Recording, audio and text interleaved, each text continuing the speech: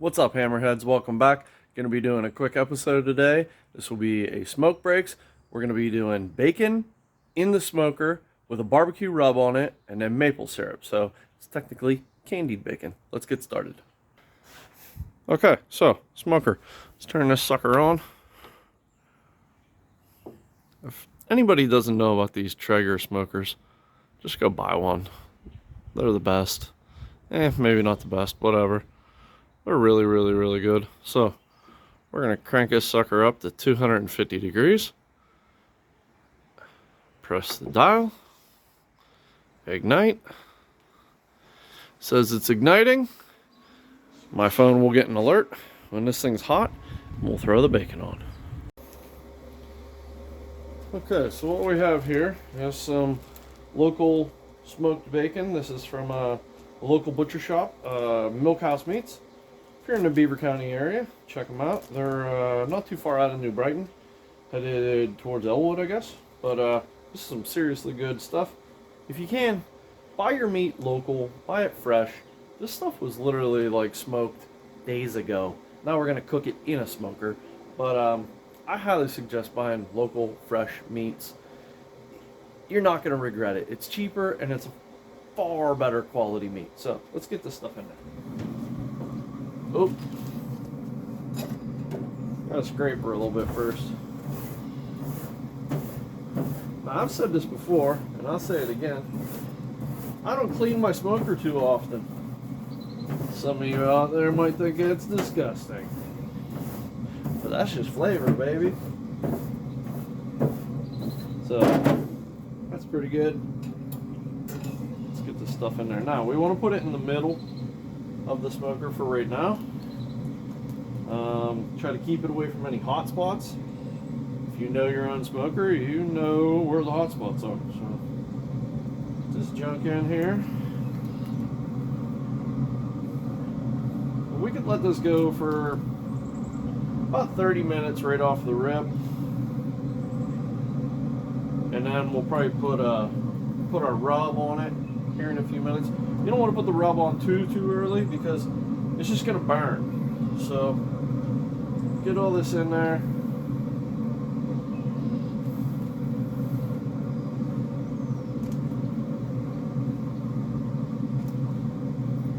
And we can shut this lid. Check on that in 30 minutes. Okay, so I just realized that I don't have a whole lot of my barbecue rub here, so we're gonna make more real quick. And I don't ever measure any of this. I just throw it all together.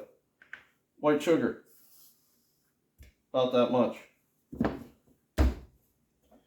Garlic,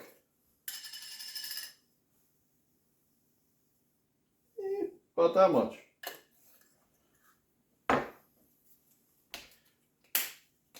And if you make it and you decide that it was a little too heavy on the garlic or a little too heavy on the onion, you can adjust that for next time. But trust me, if you put all these spices together, I say chili powder, onion powder, garlic powder, white sugar. That's what we got so far. Paprika,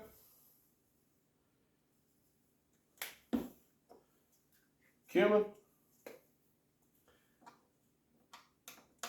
This stuff, it never wants to come out of here. I don't understand why.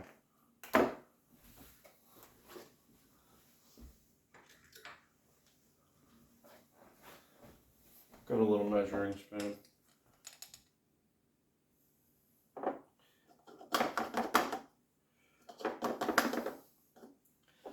I guess the benefit to making this in a glass container is you can look at the side of it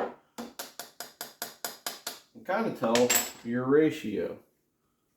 So if you look at it, you can see, you know, I go pretty heavy on the cumin typically. A little more chili, I think.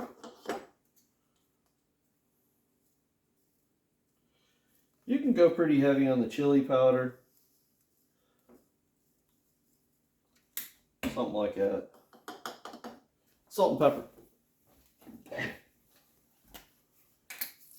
Got these grinders. I should have done this beforehand. Oh well. probably go pretty heavy on the salt too.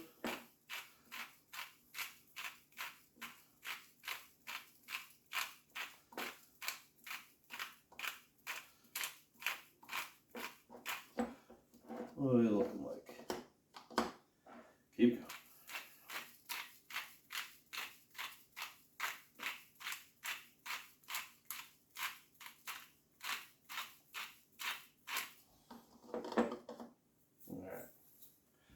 And lastly, pepper. I promise you, if you put all this stuff together, it'll taste good. Onion powder, garlic powder, chili powder, paprika, cumin, salt, pepper, white sugar. You can go pretty heavy on the sugar too.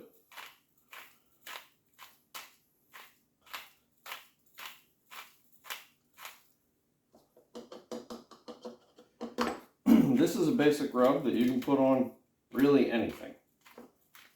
Maybe not fish. Pork, chicken, beef, any wild game. You can definitely use this. Okay. That's every stuff in there. Make sure I got the right lid. That's what it looks like. Shake her up. Make sure your lid's on. Should be somewhere around a medium pink brown color. Like I said, make a small batch and try it out and see if you like it. There you go. Okay, it's been about 30 minutes and this stuff is starting to reduce, and we've got our rub. We can start putting this junk on there. Now, you can go, I don't know, I wouldn't go super heavy on this, but you can go pretty heavy, get it on there. It's anytime you are grilling, barbecuing, smoking anything, you can kind of go a little bit heavy on your seasonings because a lot of it is going to fall off or burn off. So, shut the lid. That's going to go for, I don't know, at least another 30 minutes and then we'll flip it. Okay, so the bacon's been in here maybe around an hour so far. It's time to flip it and hit the other side with some rub. Now, again, paying attention to hot spots. You know, if you have any bacon that's more done than other pieces, you can move it around and try to keep it all cooking evenly. And tighten it up, slide it together nice and tight. Because we're going to be putting the rub on the other side. Any gaps between the bacon, you know, lose rub down through there. So get all this flipped over, season the other side. So, as you can see, it's reduced quite a lot in size, and it'll continue to a little bit more. So get this side with some seasoning.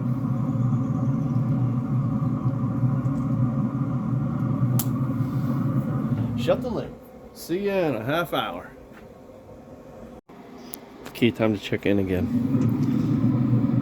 So, it looks like we're cooking pretty good. Now, once you get to a certain point, we can go ahead and utilize those hot spots in our smoker. Get this stuff. My hot spots happen to be just the very front and the very back. The heat comes around the plate in the middle, and these traegers are just naturally hotter in the back and the front. So we can move all of this bacon. Back here, sorry. Camera guy sucks. Move it all into the hot spots. Now that we're doing this, we gotta check it pretty regularly. So you can see it's all in the very back and the front. So now that we're doing that, we got to check it pretty regular. Every like 5 minutes or so we need to check that until it's your desired crispiness. I would say go just a tiny bit crispier than you normally would, because we are going to put we're going to put the maple syrup on it, and when you introduce a liquid into it, it's going to, soften it back up a little bit. So maybe cook it just a little bit longer than you normally would, and then we'll put the maple syrup on. So see you in a minute.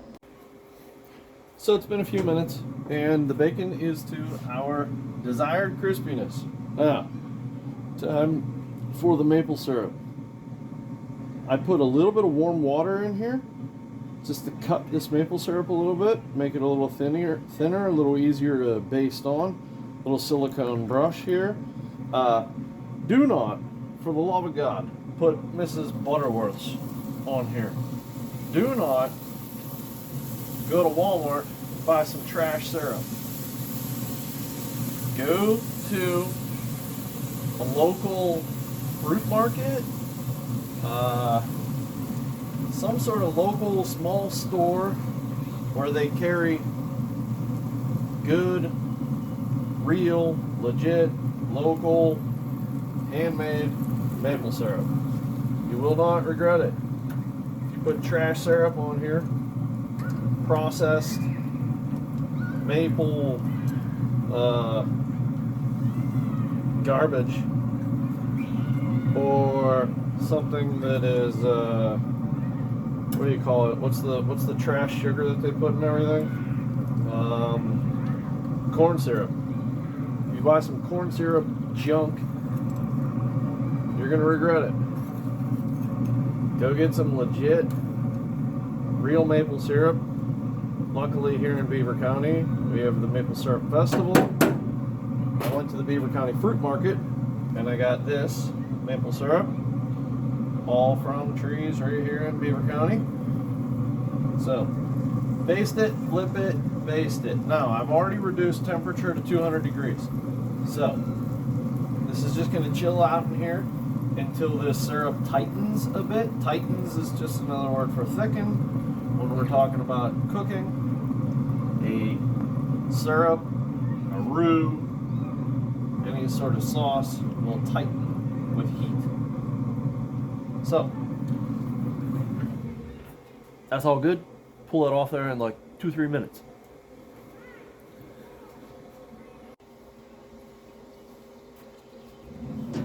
So it's time. The moment we've all been waiting for. Pull this stuff off the smoker. So some of you out there might be thinking, boy, that seemed like a lot of work for just a tiny little plate of bacon. Well, you would only say that because you haven't tasted it yet. I have made this for a handful of friends, and literally everybody that has it says that it's pretty much the best thing they've ever eaten. Look at that junk. Whoa. Don't lose it. This stuff is amazing. It's incredible. It'll change your life. Just do it. Just local bacon, local maple syrup. It's incredible. Let's try a piece. Absolutely perfect consistency. The smoker renders all the fat out of it. It's incredible. A little bit of saltiness.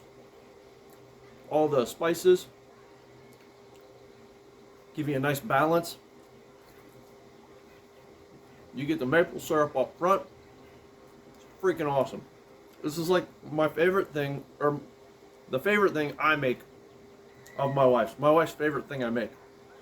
This junk is incredible. Make a plate. You'll love it. Thanks for watching. Thanks for subscribing. I know it's been a minute. I suck at making these videos, but I'm going to try to get more out. So, hit the like button, comment below, tap the bell, share it on your socials. We'll see you next time.